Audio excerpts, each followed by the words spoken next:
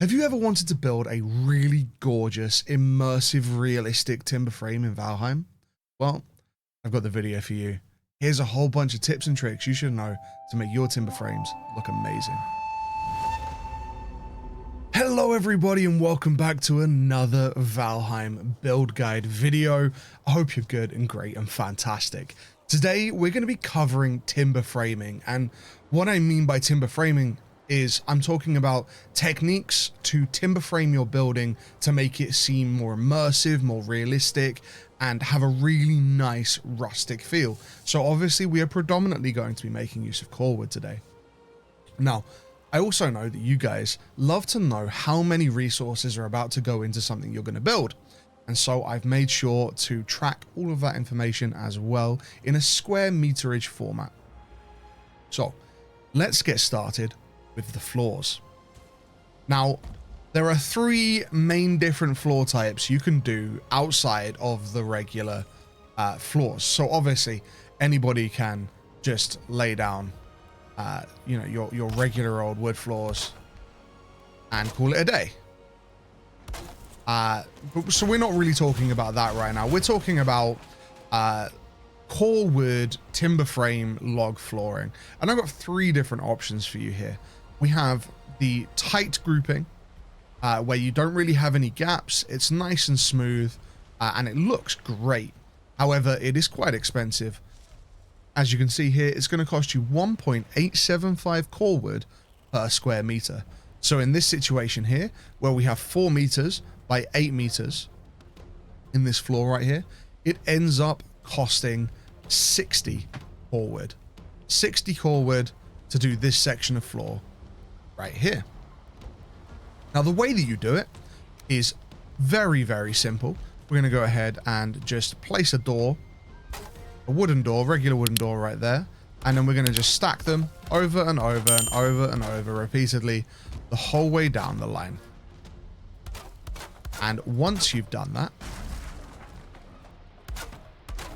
like so, you're then going to want to grab your 4-meter log beam, and you're going to want to try and find the right snap point. So as you can see here, this snap point here, which goes to the middle section between the two doors, that's what we're going to be using to create this floor here. What we're looking for is the snap point in the middle of the door there. And there it is. And as you can see, it creates an almost seamless thing. And then we want to go for the between the doors, because we're trying to double up our snap points, as you can see here. So we're using every single snap point rather than every other snap point to build this floor. And there we go. So utilizing every single snap point from the doors, we can get ourselves a lovely, no gaps log beam floor. Next up, we have a very similar situation in terms of snap points, but we are going to be skipping every other. This is going to create a more rustic, a more thrown together log cabin vibe. Maybe something for a small outpost, like a small rustic outpost. Not necessarily a nice cozy mansion style floor. And the way that you're going to do this is, again, you're going to go ahead and grab your doors. Wood doors. The reason why we use wood doors, if it's your first time experiencing door snapping, is because doors provide additional half-meter snap points. In fact, they provide 3 different snap points at 0.25, 0.5, and 0.75 meters, which allow you to do a lot of fantastic snaps. So over here, we use the 0.25 meter snap points to do this. Here, we're going to be using the 0.5 meter snap points. So we're again going to take our log beams and we're going to start snapping to the middle snap point of the doors, like so. And there we go. We have our nice rustic floor there. And this floor is the cheapest of these log floors at only 0.875 per square meter, coming in at a wonderful 14 logs per 4x8 section. Now, we have the waffle floor. Now, I'll give you 3 guesses as to why I call it the waffle floor. This floor is not quite as expensive as the really, really tightly snapped one, but almost there at 1.75 per square meter. And the way that this floor works is very simple. You take a direct copy of this floor right here, which I'm just going to do by doing this. And then once you have a direct copy of this floor, you're going to come back in with your doors once more. Surprise, surprise. Who had it on their bingo cards that I would be using door snapping for every single one of these? Congratulations. And then you're going to do a roundabout the exact same thing. You're going to go ahead and take your 4-meter log beam, and you're going to find that you can't snap it from this side. But what you can do is if you press E to go to snapping top, and then go to top 2, and then come around to the bottom of the door, you will see that you can now snap in under the doors. It can be a little bit difficult to see, and so it's absolutely fine if you want to remove some of the doors just so you can see where you're going. But again, you want to look for the middle of the doors, you want to aim at the very bottom of them, and you want to snap. And again, snap, and again, snap, the whole way across, like so. And if we come over to this side, we can see we have a perfect waffle pattern. So we can just get rid of these doors now. And we can grab our wooden beams and we can snap once more into the floor. And we have waffle flooring. Simple as that. Easy as that. Not a problem. One of the things that I will say is sometimes the core wood can warp in such a way. You see how it like wibbles and wobbles? And it's kind of like almost S-bending down here. That can cause the holes to not be uniform as a general rule of thumb. But at the same time, I think it adds some character and it looks nice. So again, that is 1.75 core wood per square meter. The rustic gapped is 0.875 and the finely snapped is 1.87 meters. 1.87 core wood per square meter. Now that we have a floor in, we want to look at our framing and our roof. And so the way that you do your framing and your roof is relatively simple. The tricks are in making the roof stand off of the frame. And I'll show you how to do that. But first, we just want to make sure that we're creating a nice rustic look. So one of the real tricks to creating a nice rustic look is making sure that the wood is snapping into each other. You can get a situation quite regularly where if you do things like that, the beam does not attach to the pole properly. And it can look it looks like it's not realistic. It looks bad in terms of like immersion and realism. So I recommend not doing that. What I do recommend doing when you're trying to find snap points is using again, pressing E to change the snapping to top, and then you can drag the snap point to where you want it. So in this situation, I can press it like that, and now you have the wood snapped through. However, as a result, we have that warping that we saw here on the waffle coming into play here. So we're just going to take this log pole now, and we are going to snap into the bottom of it like that. And there we have it. It's looking good, and everything is snapped into each other and not sat on top of each other. Now you will notice that the crossbeam here is sat on top of the diagonal in a way. Now core wood is naturally on a beam going to want to actually snap on this lower rung here. Naturally it's going to want to snap on this lower rung. However, when we're roofing using core wood, we actually want it to be on the higher rung because we want our roofs to not be attached to the diagonal pieces, but actually to be attached to the cross beams. So again, we're going to put a cross beam in here, and we're going to make sure that it is on top of the core wood, not below. So this is where it wants to sit by default, right on the joint. However, we actually want it to sit above. Sometimes it can be a little bit of a pain to get up there, to get on top. There we go. With the bottom two snap, we can get it on top. And it doesn't look bad at all. It actually fits into the area, not a problem. And we can go ahead and snap another one of those across. and it looks great. The way it sits over, it looks like it's supposed to be supporting a roof, which is exactly what we want. We want that immersion. We want that realism. Now, the next issue we're going to have is that we're going to want to put a reinforcing joint in here, but we've got nothing to snap to make it reinforce correctly, like you can see on this side. And this is a fairly easy trick, really. You just take your core wood 2 meters and you snap them up until you get to the right height.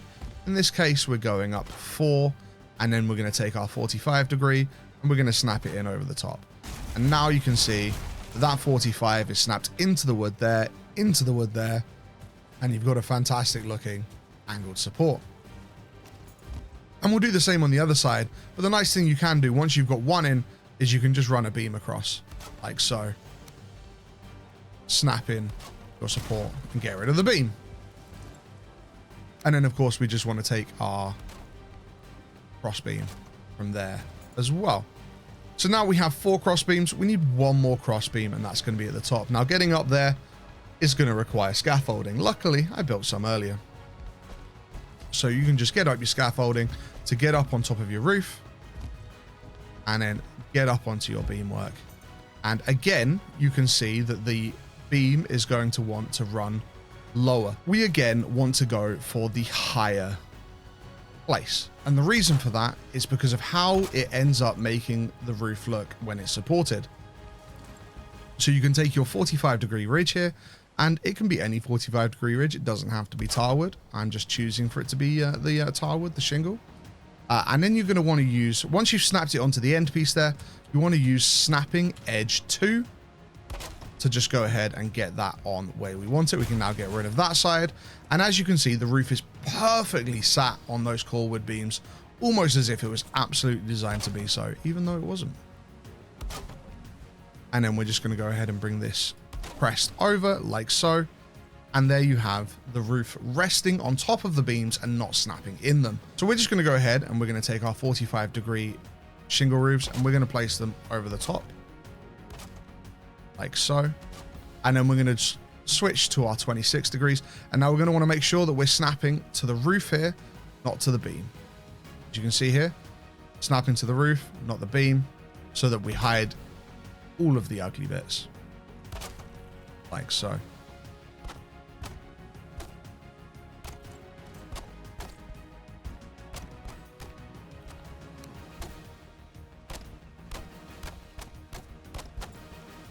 And the last thing that I would recommend doing to this roof, just to bring it into a more realistic, nicer looking situation, is to add an overhang. As you can see here, the roof overhangs the wood or the timber framing, and also it does at the bottom here. And adding that is relatively simple. We're just going to go and add some framing into the end of the roof here, just to add some space.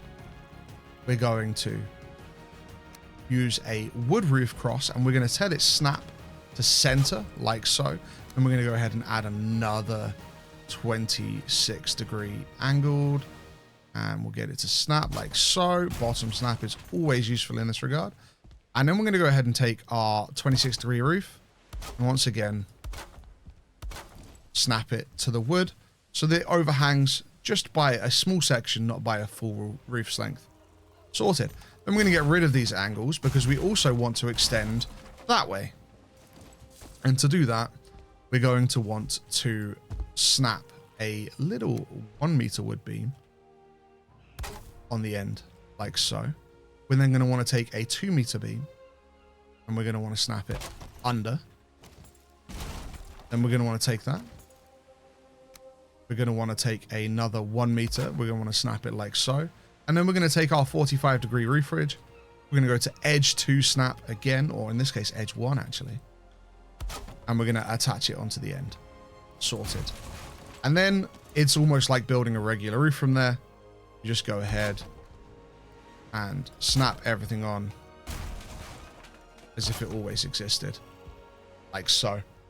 And you might run into an issue right at the bottom corner here, where you just need to run that cross section out once more.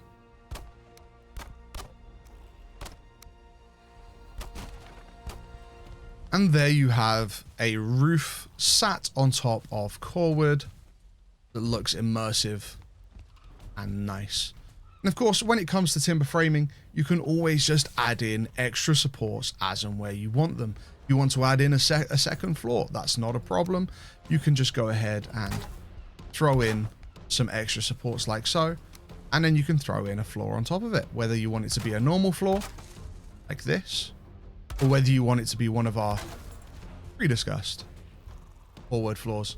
Whatever you want, you can just simply frame it up, and then it looks great from both below and also above where the floor is. Last but not least, walls. There are a few different ways to do log cabin walls, but the two sort of prettiest ways to do it are here and here. So the cheaper version, running at just 0.875 core wood per square meter, is the vertical core wood. The vertical core wood, you do like you do all of the other flooring with door snapping. So you just take your door, you run it along the snap points like so, nice and easy, and then you take your log poles and you just snap them to the end of each door like so.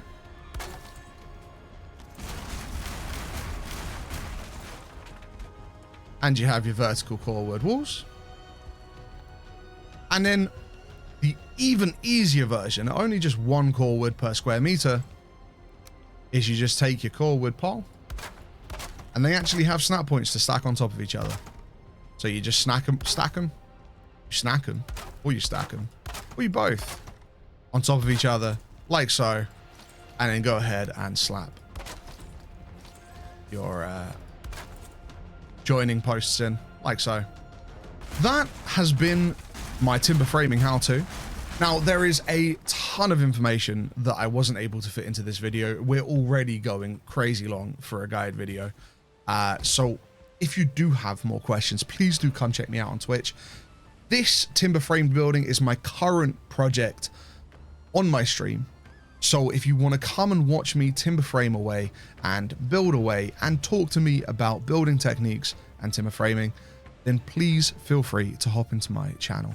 I stream Monday to Friday starting at 1 o'clock BST over at twitch.tv/Timoredbeard. If you have liked this video, please hit that like button, consider subscribing, and don't forget to hit that notification bell. I'll see you guys next time. Thank you. Take care.